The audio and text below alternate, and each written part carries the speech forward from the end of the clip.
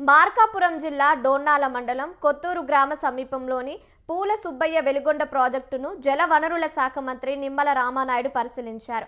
వెలిగొండ టన్నెల్లోకి వెళ్లి lining, benching పనులను స్వయంగా తనిఖీ చేశారు. టన్నెల్లో ప్రయాణించి 5 గ్యాంట్రీలలో జరుగుతున్న పనులను సమీక్షించారు.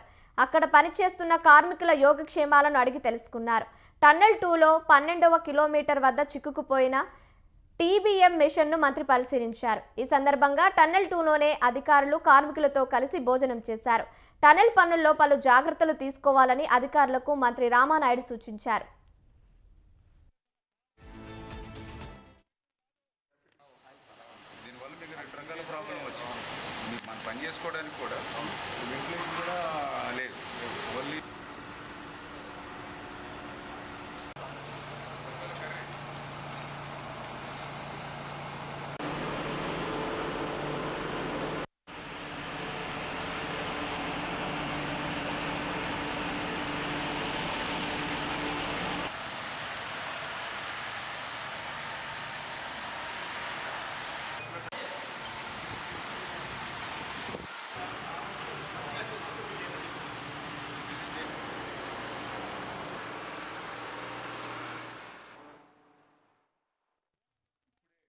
చూస్తూ ఉన్నాం.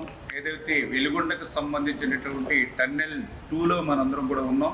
ఈ టన్నెల్ 2లో కూడా చాలా క్లిష్టమైనటువంటి వర్క్ ఇప్పుడే మనం నడుచుకుంటూ వస్తూ ఉంటే ఈ 30 మీటర్లోనే 3 చోట్ల కొలాప్స్ అయి కింద పడినటువంటి ఏదైతే రాక్స్ను కూడా మనం చూస్తూ ఉన్నాం.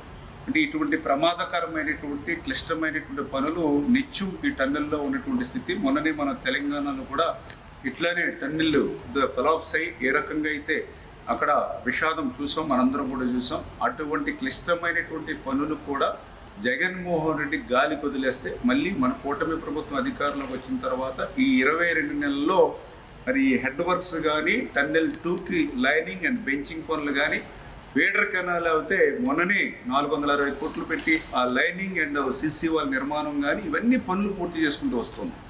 ఈ పనులన్నీ ఒక ఎత్తు. ఈ టన్నెల్ 2లో ఇప్పుడు మనం చూసేటువంటి చిక్కుబడిపోయినటువంటి టన్నెల్ బోరింగ్ మిషన్ ఒక ఎత్తు.